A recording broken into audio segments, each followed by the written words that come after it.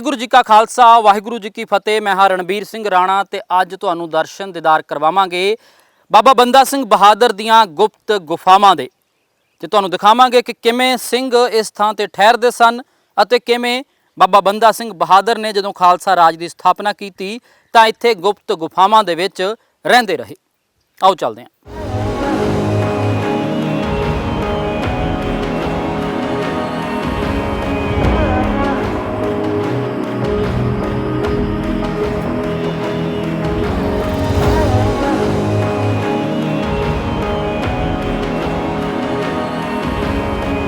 सो यह स्थान शिवालिक ਦੀਆਂ पहाड़ियां ਦੇ ਵਿੱਚੋਂ ਵਿੱਚ है, बिल्कुल नेड़े मौजूद है ਅਤੇ इस स्थान ਤੇ ਅਸੀਂ खड़े हाँ जिथे कहा जाता है कि बाबा बंदा सिंह बहादुर ਦੀਆਂ गुप्त गुफावां ਇੱਥੇ मौजूद ने। एक गुफा ਤੁਹਾਨੂੰ ਦਿਖਾ भी ਦਿੰਦੇ हाँ ਤੇ अंदर जाने की भी कोशिश करते हाँ। कैमरामैन दर्शी ने ਤੁਹਾਡੇ तक ਇਹ तस्वीरां पहुँचा रहे ने। ਇਹ ਜਿਹੜੀ गुफा है हालांकि समय ਦੇ ਨਾਲ ਇਹ बंद हो गई है, छोटी हो गई है, पर कहा यह जाता है कि किसी वेले जिस वेले खालसा राज स्थापित किया बाबा बंदा सिंह बहादुर ने तो इन्हां थावां ते ओह रहिंदे रहे। ये गुप्त गुफावां जिथे सिंह भी रहिंदे रहे, पर यह किते इतिहास दे विच जिक्र इन्हां दा नहीं आउंदा क्योंकि यह गुप्त गुफावां सीगियां। आओ तुहानूं भी दिखाउने आ ये गुप्त गुफावां। हालांकि काफ़ी नीवियां ने, अंदर जाके भावें थोड़ा जिहा उच्चा हो जाता, पर क्योंकि समय दे नाल जिहड़ा मिट्टी है वो इत्थे पै चुकी है ते झुक के ही जाना पैंदा है। तो तस्वीरां तुहाडे तक पहुँचा रहे हैं। गुप्त गुफा है तो 100 मीटर लंबी यह गुफा है।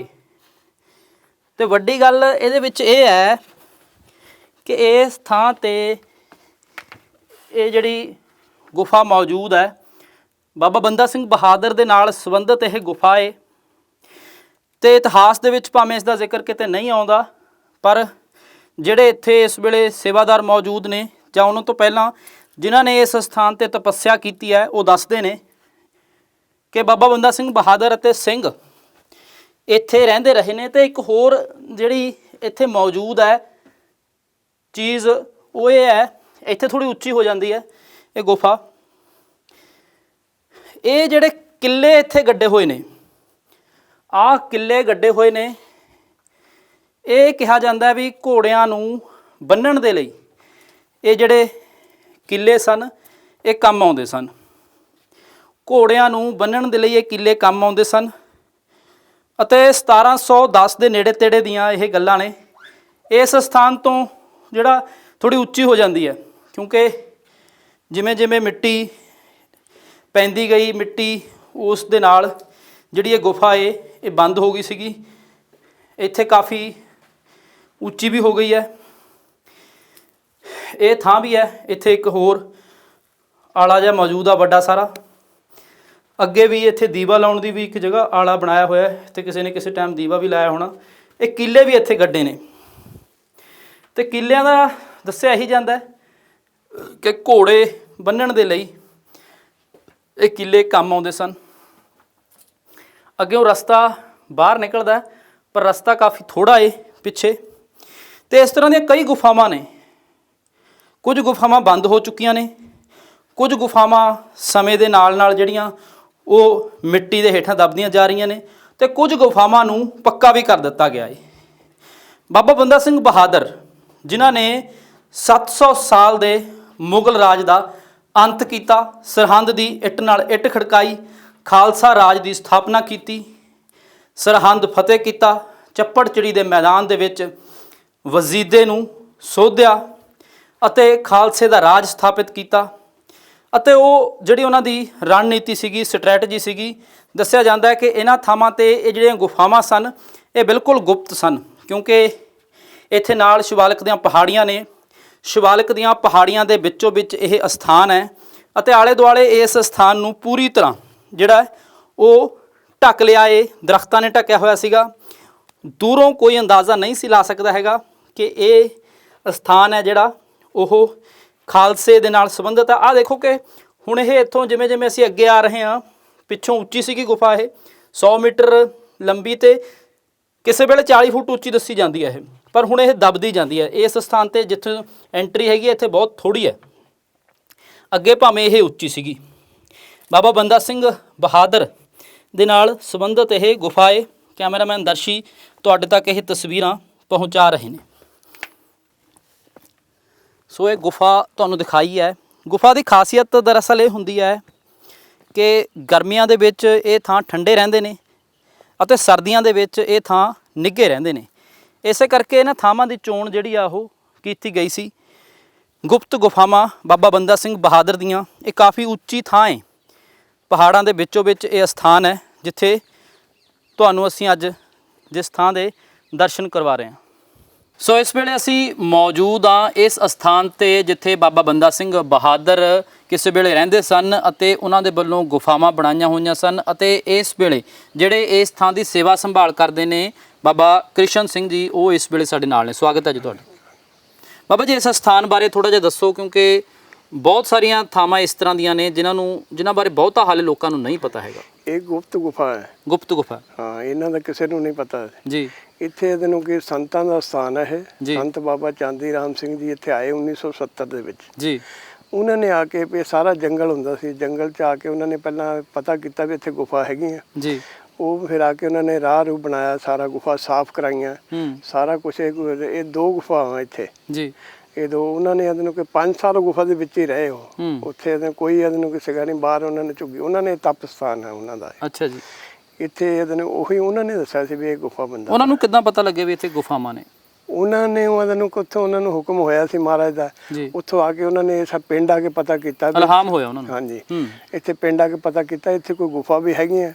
ਇਹ ਕਿਸੇ ਨੇ, ਇਹਨਾਂ ਨੇ ਪਿੰਡ ਵਾਲੇ ਨੇ ਦੱਸਿਆ ਜੀ ਗੁਫਾ ਤਾਂ ਹੈਗੀ ਹੈ ਜੰਗਲ ਦੇ ਵਿੱਚ, ਉੱਥੇ ਕੋਈ ਜਾਂਦਾ ਨਹੀਂ, ਕੋਈ ਆਉਂਦਾ ਨਹੀਂ। ਕੋਈ 47 ਤੋਂ ਪਹਿਲਾਂ ਸੰਤ ਸੁੰਦਰਦਾਸ ਜੀ ਇੱਥੇ ਰਹਿੰਦੇ ਸੀਗੇ ਜੀ। ਉਸ ਤੋਂ ਬਾਅਦ ਉਹਨੂੰ ਕਿ ਫਿਰ ਇਹ ਬਾਬਾ ਜੀ ਉਹਨੂੰ ਕਿ ਆਏ ਇੱਥੇ, ਉਹਨਾਂ ਨੇ ਫਿਰ ਆ ਕੇ ਇਹ ਸਾਰਾ ਸਾਫ਼ ਸੂਫ ਕਰਾਇਆ ਸਾਰੀ ਜਗ੍ਹਾ। ਫਿਰ ਗੁਫਾ ਦੇ ਵਿੱਚ ਰਹਿਣ ਲੱਗੇ, ਉੱਥੇ ਰਹੇ ਉਹਨੂੰ ਕਿ।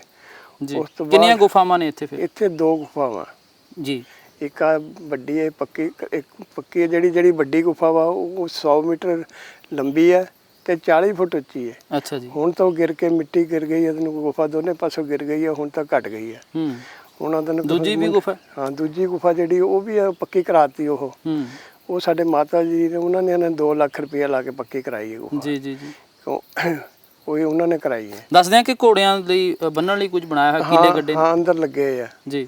ਉਹ ਤੁਸੀਂ ਉੱਥੇ ਜਿੱਥੇ ਜਿਸ ਸਥਾਨ ਤੇ ਰਹਿੰਦੇ ਸੀ ਨਾ, ਉੱਥੇ ਕੀਲੇ, ਉਹ ਪੁਰਾਣੇ ਕੀਲੇ ਉਦਾਂ ਹੀ ਲੱਗੇ ਆ। ਅੱਛਾ। ਉਹ ਨਹੀਂ ਕਿਸੇ ਨੇ ਲਾਏ। ਹਾਂ, ਉਦਾਂ ਉੱਥੇ ਲੋਕੀ ਜਿਹੜੇ ਆਉਂਦੇ ਦੇਖਣ ਵਾਸਤੇ ਆਉਂਦੇ ਸੀ, ਦੇਖੋ ਵਿੱਚ ਲੱਗੇ। ਤੁਸੀਂ ਉੱਪਰ ਜਾਓਗੇ ਦੇਖੋਗੇ ਤੇ ਲੱਗੇ ਕੀਲੇ। ਕੀ ਇਹਦੇ ਇਸ ਸਥਾਨ ਬਾਰੇ ਕੀ ਕੁਝ ਪਤਾ ਲੱਗ ਰਿਹਾ ਜਿਹੜੀ ਗੁਫਾਵਾਂ? ਕਿਉਂਕਿ ਬਾਬਾ ਬੰਦਾ ਸਿੰਘ ਬਹਾਦਰ 1710 ਦੇ ਵਿੱਚ ਕਰਦੇ ਨੇ ਖਾਲਸਾ ਰਾਜ ਦੀ ਸਥਾਪਨਾ, ਉਸ ਵੇਲੇ ਦੇ ਨੇੜੇ ਤੇੜੇ ਦੀਆਂ ਹੋਣਗੀਆਂ ਫਿਰ? ਹਾਂ, ਇਹ ਇਹਨੂੰ ਕਿ ਇੱਥੇ ਭੂਮੀ ਰੱਖਿਆ ਵਿਭਾਗ ਵਾਲੇ ਆਏ ਸੀ, ਉਹਨਾਂ ਨੇ ਦੱਸਿਆ ਸੀ ਵੀ ਇਹ ਗੁਫਾ ਦੀ ਉਮਰ ਹੈਗੀ 375 ਸਾਲ ਦੀ। ਅੱਛਾ ਜੀ। ਉਹ ਦਰਖਤਾਂ ਦੇ ਨਿਰੀਖਣ ਕਰਨ ਆਏ ਸੀ ਤਾਂ ਉਹਨਾਂ ਨੇ ਇਹਨੂੰ ਕਿ ਦੱਸਿਆ, ਦੇਹਰਾਦੂਨ ਵੱਲੋਂ ਆਏ ਸੀ। ਉਹਨਾਂ ਨੇ ਦੱਸਿਆ ਵੀ 375 ਸਾਲ ਪੁਰਾਣੇ ਦਰਖਤ ਲੱਗੇ ਹੋਏ ਨੇ ਇੱਥੇ, ਗੁਫਾਵਾਂ ਵੀ ਨੇ। ਹਾਂਜੀ ਹਾਂ, ਇੱਥੇ ਇੱਕ ਖੂਹ ਹੈਗਾ ਥੱਲੇ, ਉਹ ਵੀ ਪੁਰਾਣਾ ਉਦਾਂ ਦਾ ਉਦਾਂ ਹੀ ਹੈ ਖੂਹ। ਅੱਛਾ, ਹਿਸਟਰੀ ਦੇ ਵਿੱਚ ਨਹੀਂ ਕਿਤੇ ਇਹਨਾਂ ਬਾਰੇ? ਕਿਤੇ ਨਹੀਂ ਹੈਗਾ ਇਹ ਗੁਪਤ ਗੁਫਾਵਾਂ, ਹਿਸਟਰੀ ਤਾਂ ਹੈ ਹੀ ਨਹੀਂ। ਅੱਛਾ ਜੀ। ਇੱਥੋਂ ਫਿਲਮ 4 ਸਾਹਿਬਜ਼ਾਦੇ ਬਣ ਕੇ ਗਈ, ਉਹ ਓਮਪੁਰੀ ਨੇ ਵਿੱਚ ਬੋਲਿਆ ਗੁਫਾ ਬੰਦਾ ਬਹਾਦਰ। ਜੀ ਜੀ ਜੀ। ਹਾਂ, ਇਹ ਉਹ ਗੁਫਾਵਾਂ। ਅੱਛਾ। ਹਾਂ, ਬਾਕੀ ਇਹ ਸਾਰਾ ਕੁਝ ਜਿਹੜਾ ਇਹ ਸੰਤਾਂ ਦੇ ਜਾਣ ਤੋਂ ਬਾਅਦ ਹੀ ਬਣਿਆ। ਅੱਛਾ ਜੀ। ਹਾਂ, ਤੇ ਹੁਣ ਵੀ ਸੰਤਾਂ ਦਾ ਵੀ ਦਿਨ ਮਨਾਇਆ ਜਾਂਦਾ ਇੱਥੇ? ਹਾਂ, 2 ਅਪ੍ਰੈਲ ਸੰਤਾਂ ਦਾ ਦਿਨ, ਕੋਈ ਬਰਸੀ ਹੁੰਦੀ ਬਾਬਾ ਜੀ ਦੀ ਜੀ, 2 ਅਪ੍ਰੈਲ ਨੂੰ। ਅੱਛਾ। ਦੇਸ਼ਾਂ ਵਿਦੇਸ਼ਾਂ ਤੋਂ ਸੰਗਤਾਂ ਹੁੰਦੀਆਂ ਇੱਥੇ। ਇਹ ਜਿਹੜੇ ਸੰਤ ਹੈਗੇ ਪੂਰਨ ਬ੍ਰਹਮ ਗਿਆਨੀ, ਔਰ ਇਦਾਂ ਦੇ ਸੰਤ ਦੁਨੀਆ ਤੇ ਨਹੀਂ ਹੋਏ ਜੀ। ਜੋ ਕੁਝ ਵੀ ਦੁਨੀਆ 'ਚ ਹੋ ਰਿਹਾ ਸਭ ਉਹਨਾਂ ਦੀ ਲਿਖਤ ਹੈ।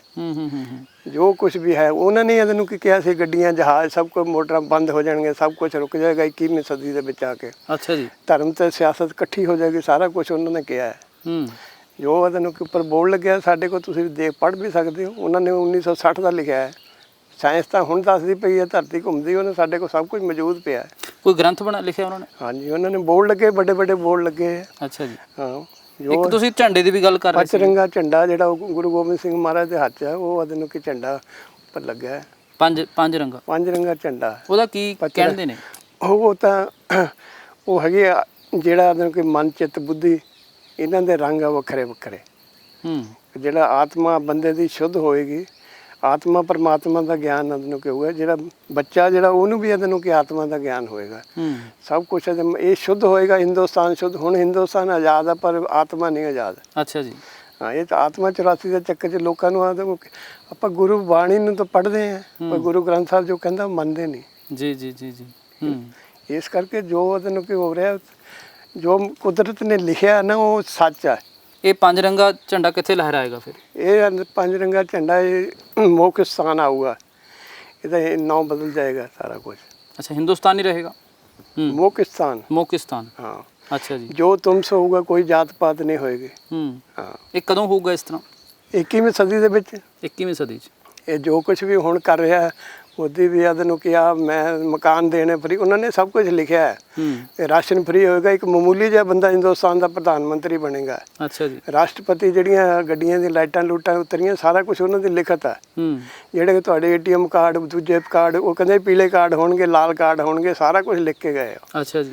ਸਭ ਕੁਝ ਉਹਨਾਂ ਪਰ ਹਾਈਲਾਈਟ ਨਹੀਂ ਹੋ ਸਕਿਆ ਕਿਤੇ, ਬਹੁਤ ਉਹਨਾਂ ਦਾ ਹੁਕਮ ਸੀਗਾ। ਉਹ ਕਹਿੰਦੇ ਤੁਸੀਂ ਨਹੀਂ ਕਿਸੇ ਨੂੰ ਦੱਸਣਾ, ਨਾ ਕਿਸੇ ਨੂੰ ਕਹਿਣਾ, ਇਹ ਆਪਣੇ ਆਪ ਤੁਹਾਡੇ ਕੋਲ ਇੱਥੇ ਆਉਣਗੇ ਬੰਦੇ, ਹੁਣ ਜਿੱਦਾਂ ਤੁਸੀਂ ਆਪਣੇ ਆਪ ਆਏ ਆ। ਹਾਂਜੀ।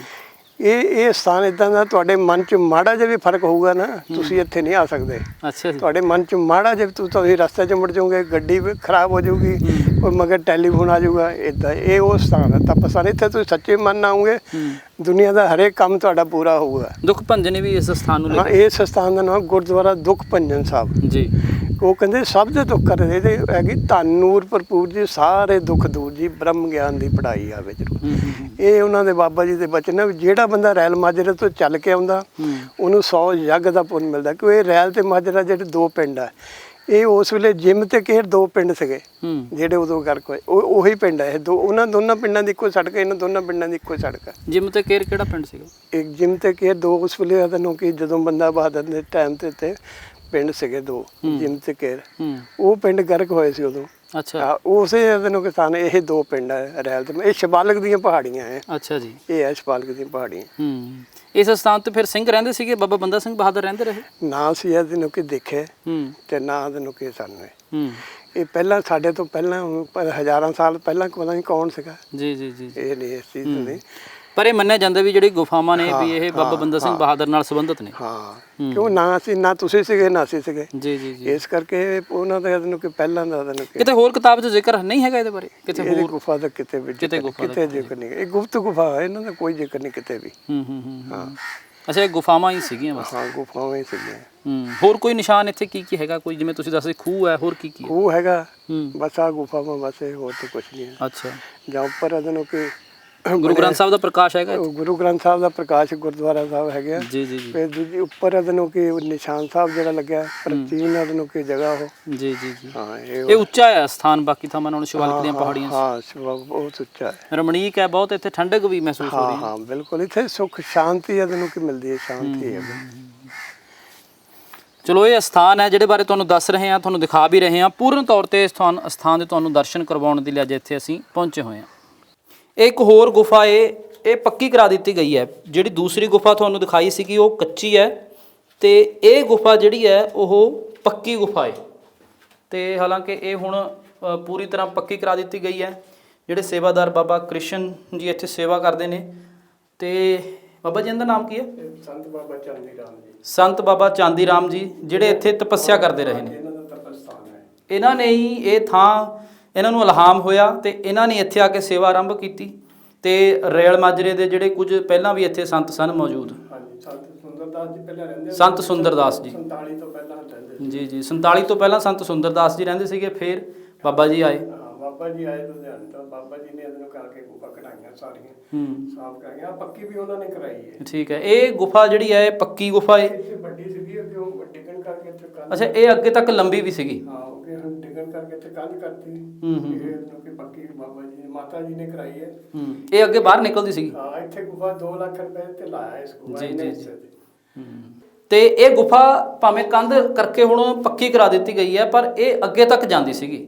ਇਹ ਗੁਫਾ ਅੱਗੇ ਤੱਕ ਜਾਂਦੀ ਸੀਗੀ ਤੇ ਬਾਅਦ ਵਿੱਚ ਇਹ ਪੱਕੀ ਕਰਾ ਦਿੱਤੀ ਗਈ ਹੈ। ਜਿਹੜੇ ਮਾਤਾ ਕ੍ਰਿਸ਼ਨ ਕੌਰ ਜੀ ਤੇ ਸੰਤ ਬਾਬਾ ਚਾਂਦੀ ਰਾਮ ਜੀ, ਸੰਤ ਬਾਬਾ ਚਾਂਦੀ ਰਾਮ ਜੀ ਤੇ ਮਾਤਾ ਕ੍ਰਿਸ਼ਨ ਕੌਰ ਜੀ, ਜਿਨ੍ਹਾਂ ਨੇ ਇਸ ਥਾਂ ਤੇ ਤਪੱਸਿਆ ਵੀ ਕੀਤੀ ਅਤੇ ਇਸ ਸਥਾਨ ਨੂੰ ਪੱਕਾ ਵੀ ਕਰਾਇਆ। ਸਭ ਤੋਂ ਪਹਿਲਾਂ ਉਹਨਾਂ ਨੇ ਹੀ ਇਹਨਾਂ ਦੀ ਖੋਜ ਕੀਤੀ ਤੇ ਉਹੀ ਇੱਥੇ ਆ ਕੇ ਰਹੇ। ਉਹਨਾਂ ਨੇ ਹੀ ਜਿਹੜੀਆਂ ਗੁਪਤ ਗੁਫਾਵਾਂ ਨੇ ਉਹਨਾਂ ਦੀ ਸੇਵਾ ਸੰਭਾਲ ਕੀਤੀ। ਪਰ ਇਹ ਗੁਪਤ ਗੁਫਾਵਾਂ ਜਿਹੜੀਆਂ ਨੇ ਬਾਬਾ ਬੰਦਾ ਸਿੰਘ ਬਹਾਦਰ ਦੀਆਂ ਗੁਪਤ ਗੁਫਾਵਾਂ ਦੇ ਤੌਰ 'ਤੇ ਇਹਨਾਂ ਨੂੰ ਜਾਣਿਆ ਜਾਂਦਾ ਹੈ।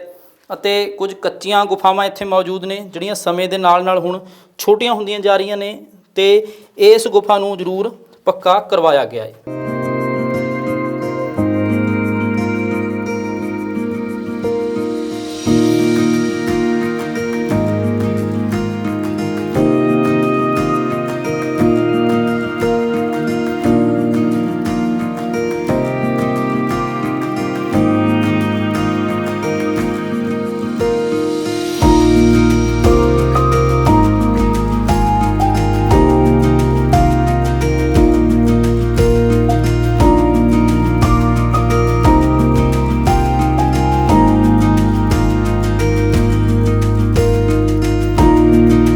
ਇਸ ਸਥਾਨ ਤੇ ਬ੍ਰਹਮ ਗਿਆਨੀ ਸੰਤ ਚਾਂਦੀ ਰਾਮ ਸਿੰਘ ਜੀ ਬੇਦੀ ਦੇ ਵੱਲੋਂ ਅਤੇ ਬ੍ਰਹਮ ਗਿਆਨੀ ਮਾਤਾ ਕ੍ਰਿਸ਼ਨਾ ਕੌਰ ਜੀ ਬੇਦੀ ਦੇ ਵੱਲੋਂ ਤਪੱਸਿਆ ਕੀਤੀ ਗਈ ਅਤੇ ਹਾਲਾਂਕਿ ਪਿਛਲਾ ਪਿੰਡ ਜਿਹੜਾ ਤਪ ਸਥਾਨ ਹੈ ਪਿੰਡ ਕਾਕੋਵਾਲ ਜ਼ਿਲ੍ਹਾ ਲੁਧਿਆਣਾ ਦੇ ਨਾਲ ਸੰਬੰਧਿਤ ਨੇ, ਪਰ ਉਸ ਤੋਂ ਬਾਅਦ ਇੱਥੇ ਆ ਕੇ ਵਸੇ ਤੇ ਇਸ ਸਥਾਨ ਤੇ ਹੀ ਤਪੱਸਿਆ ਕੀਤੀ।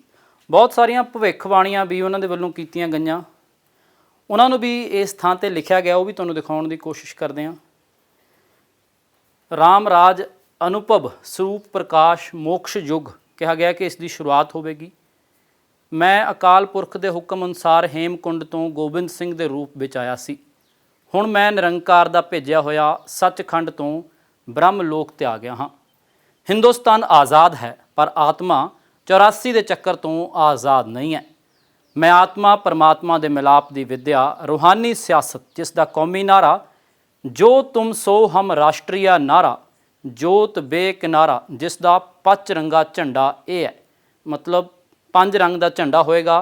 ਰਾਜ ਕਰੇਗਾ ਖਾਲਸਾ ਆਕੀ ਰਹੇ ਨਾ ਕੋਈ। ਆਕਾਸ਼ਬਾਣੀ ਪਰਮ ਪੂਜਨੀਕ ਸੰਤ ਚਾਂਦੀ ਰਾਮ ਜੀ ਮਹਾਰਾਜ ਬੇਦੀ।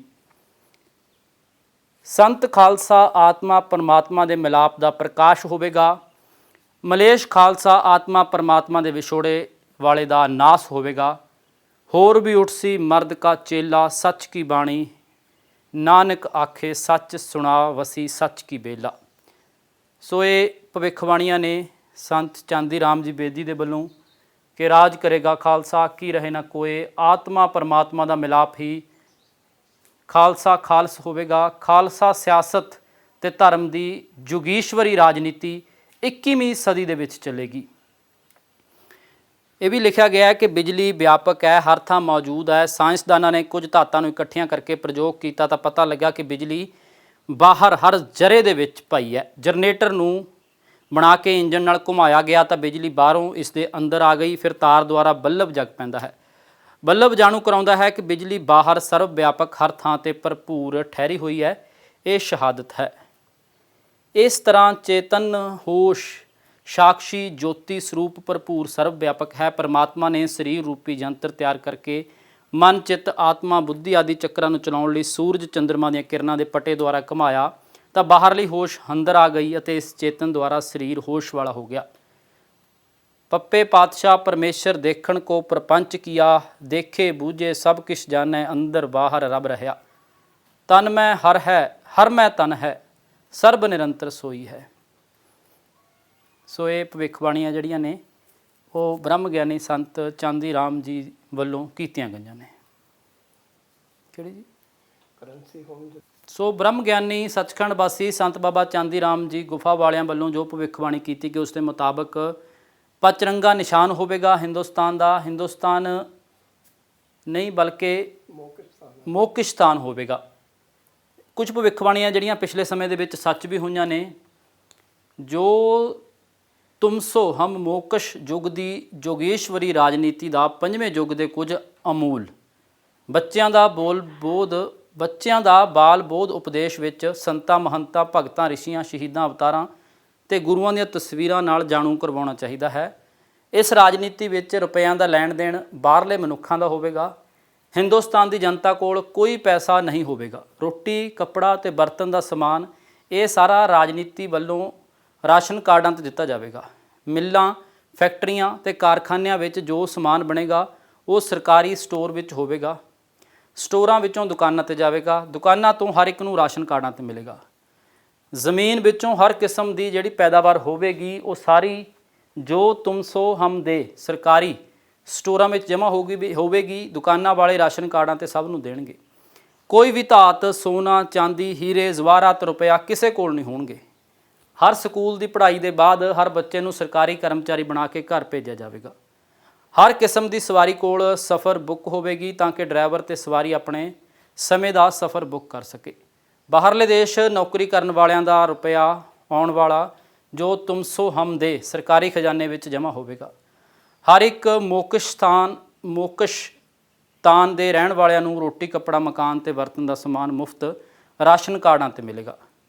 ਸੋ ਇਹ ਦੱਸਿਆ ਜਾਂਦਾ ਹੈ ਕਿ ਧੰਨ ਨੂਰ ਭਰਪੂਰ ਜੀ ਸੰਤ ਚਾਂਦੀ ਰਾਮ ਜੀ ਬੇਦੀ ਉਹਨਾਂ ਦੇ ਵੱਲੋਂ ਇਹ ਭਵਿੱਖਬਾਣੀਆਂ ਕੀਤੀਆਂ ਗਈਆਂ, ਜਿਨ੍ਹਾਂ ਦੇ ਵਿੱਚ ਦਾਅਵਾ ਕੀਤਾ ਜਾਂਦਾ ਹੈ ਕਿ ਕੁਝ ਸੱਚ ਹੋ ਚੁੱਕੀਆਂ ਨੇ, ਕੁਝ ਆਉਣ ਵਾਲੇ ਸਮੇਂ ਦੇ ਵਿੱਚ ਸੱਚ ਹੋਣਗੀਆਂ। ਸੋ ਇਸ ਅਸਥਾਨ ਤੇ ਅਸੀਂ ਖੜੇ ਹਾਂ, ਸ਼ਿਵਾਲਿਕ ਦੀਆਂ ਪਹਾੜੀਆਂ ਦੇ ਵਿੱਚੋਂ ਵਿੱਚ ਇਹ ਅਸਥਾਨ ਹੈ ਅਤੇ ਕਿਸੇ ਵੇਲੇ ਇੱਥੇ ਬਹੁਤ ਸੰਘਣਾ ਜੰਗਲ ਹੁੰਦਾ ਸੀਗਾ। ਤਸਵੀਰਾਂ ਰਾਹੀਂ ਤੁਹਾਨੂੰ ਦਿਖਾਉਣ ਦੀ ਕੋਸ਼ਿਸ਼ ਕਰ ਰਹੇ ਹਾਂ। ਕੈਮਰਾਮੈਨ ਦਰਸ਼ੀ ਤੁਹਾਡੇ ਤੱਕ ਤਸਵੀਰਾਂ ਪਹੁੰਚਾ ਰਹੇ ਨੇ ਕਿ ਇਸ ਥਾਂ ਤੇ ਬਾਬਾ ਬੰਦਾ ਸਿੰਘ ਬਹਾਦਰ ਨਾਲ ਸੰਬੰਧਿਤ ਗੁਫਾਵਾਂ ਮੌਜੂਦ ਨੇ। ਜੇਕਰ ਅਸੀਂ ਤੁਹਾਨੂੰ ਦਿਖਾਉਣ ਦੀ ਕੋਸ਼ਿਸ਼ ਕਰਦੇ ਹਾਂ ਤਾਂ ਇਹ ਇਸ ਢੰਗ ਦੇ ਨਾਲ ਦਰਖਤਾਂ ਦੇ ਵਿੱਚ ਲੁਕਿਆ ਹੋਇਆ ਪੂਰੀ ਤਰ੍ਹਾਂ ਦੇ ਨਾਲ ਅਸਥਾਨ ਸੀਗਾ ਕਿ ਇੱਥੋਂ ਇਹ ਅੰਦਾਜ਼ਾ ਲਾਉਣਾ ਮੁਸ਼ਕਿਲ ਸੀਗਾ ਕਿ ਇੱਥੇ ਕਿਸੇ ਦੀ ਠਾਹਰ ਵੀ ਹੋ ਸਕਦੀ ਹੈ। ਇਹ ਝੰਡਾ ਵੀ ਤੁਸੀਂ ਦੇਖ ਸਕਦੇ ਹੋ। ਇਹ ਜਿਹੜੇ ਇੱਥੇ ਸੇਵਾਦਾਰ ਨੇ ਬਾਬਾ ਕ੍ਰਿਸ਼ਨ ਸਿੰਘ ਜੀ, ਉਹਨਾਂ ਦੇ ਵੱਲੋਂ ਜਿਸ ਢੰਗ ਨਾਲ ਦੱਸਿਆ ਗਿਆ ਕਿ ਤਪੱਸਿਆ ਬਾਬਾ ਚਾਂਦੀ ਰਾਮ ਜੀ ਵੱਲੋਂ ਇੱਥੇ ਕੀਤੀ ਗਈ, ਮਾਤਾ ਕ੍ਰਿਸ਼ਨਾ ਜੀ ਵੱਲੋਂ, ਉਹਨਾਂ ਦੇ ਵੱਲੋਂ ਹੀ ਕੁਝ ਭਵਿੱਖਬਾਣੀਆਂ ਵੀ ਕੀਤੀਆਂ ਗਈਆਂ। ਉਹਨਾਂ ਨੇ ਹੀ ਇਸ ਅਸਥਾਨ ਦੀ ਖੋਜ ਜਿਵੇਂ ਕਿ ਦੱਸਿਆ ਗਿਆ ਕਿ ਕੀਤੀ ਹੈ।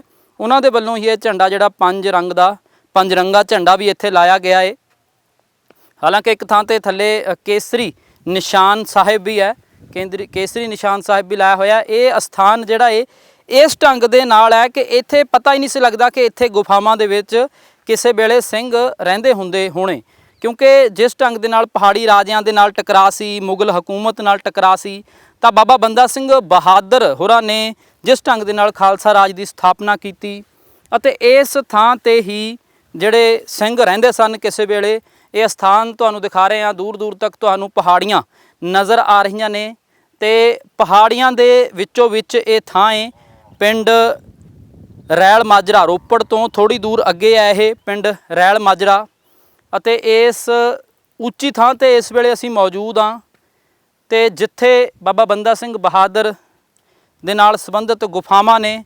ਕੁਝ ਗੁਫਾਵਾਂ ਭਾਵੇਂ ਬੰਦ ਹੋ ਗਈਆਂ ਨੇ। ਇਸ ਢੰਗ ਦੇ ਨਾਲ ਇਹ ਥਾਂ ਹੈਗੀ ਹੈ ਕਿ ਦਰਖਤਾਂ ਦੇ ਹੇਠਾਂ ਇਹ ਥਾਂ ਹੈ ਤੇ ਇਸ ਥਾਂ ਦਾ ਪਤਾ ਹੀ ਨਹੀਂ ਲੱਗਦਾ ਕਿ ਇੱਥੇ ਕੋਈ ਰਹਿੰਦਾ ਵੀ ਹੋਣਾ, ਕਿਉਂਕਿ ਜਦੋਂ ਅੱਜ ਤੋਂ ਤਕਰੀਬਨ 1710 ਦੀ ਇਹ ਗੱਲ ਹੈ ਤੇ 310 ਸਾਲ ਪਹਿਲਾਂ ਦੀ ਕਰੀਬ ਗੱਲ ਹੈ। 300 ਸਾਲ ਪਹਿਲਾਂ ਦੀ ਇਹ ਪੁਰਾਣੀ ਗੱਲ ਹੈ, 310 ਸਾਲ ਦੇ ਕਰੀਬ, ਕਿਉਂਕਿ 2020 ਚੱਲਦਾ, 1710 ਦੇ ਕਰੀਬ ਦੀ ਗੱਲ ਹੈ ਜਦੋਂ ਮੁਗਲ ਰਾਜ ਦਾ ਖਾਤਮਾ ਕੀਤਾ ਬਾਬਾ ਬੰਦਾ ਸਿੰਘ ਬਹਾਦਰ ਨੇ। ਸਿੱਖ ਰਾਜ ਦੀ ਸਥਾਪਨਾ ਕੀਤੀ, ਖਾਲਸਾ ਰਾਜ ਦੀ ਸਥਾਪਨਾ ਕੀਤੀ। ਛੋਟੇ ਸਾਹਿਬਜ਼ਾਦੇ ਬਾਬਾ ਜ਼ੋਰਾਵਰ ਸਿੰਘ, ਬਾਬਾ ਫਤਿਹ ਸਿੰਘ ਨੂੰ ਨੀਹਾਂ ਦੇ ਵਿੱਚ ਚਿਣ ਕੇ ਸ਼ਹੀਦ ਕਰ ਦਿੱਤਾ ਗਿਆ ਸੀ। ਸਰਹੰਦ ਦੇ ਨਵਾਬ ਦੇ ਵੱਲੋਂ, ਵਜ਼ੀਦ ਖਾਂ ਦੇ ਵੱਲੋਂ ਚੱਪੜਚਿੜੀ ਦੇ ਮੈਦਾਨ ਦੇ ਵਿੱਚ ਵੀ ਲੜਾਈ ਹੋਈ ਤੇ ਵਜ਼ੀਦ ਖਾਂ ਨੂੰ ਮਾਰ ਮੁਕਾਇਆ ਗਿਆ। ਫਿਰ ਸਰਹੰਦ ਦੀ ਇੱਟ ਨਾਲ ਇੱਟ ਖੜਕਾਈ ਗਈ। ਫਿਰ ਢਾਹ ਦੋ ਸਿੰਘੋ ਸ਼ਹਿਰ ਸਮਾਣੇ ਨੂੰ, ਜਿੱਥੋਂ ਦੇ ਜਲਾਦਾਂ ਨੇ ਛੋਟੇ ਸਾਹਿਬਜ਼ਾਦਿਆਂ ਨੂੰ ਨੀਹਾਂ ਦੇ ਵਿੱਚ ਚਿਣਿਆ ਸੀ ਅਤੇ ਜੋ ਜ਼ਾਲਮਾਂ ਦੀ ਜੜ ਨੂੰ ਖਤਮ ਕੀਤਾ, ਜ਼ਾਲਮਾਂ ਨੂੰ ਖਤਮ ਕੀਤਾ ਬਾਬਾ ਬੰਦਾ ਸਿੰਘ ਬਹਾਦਰ ਨੇ।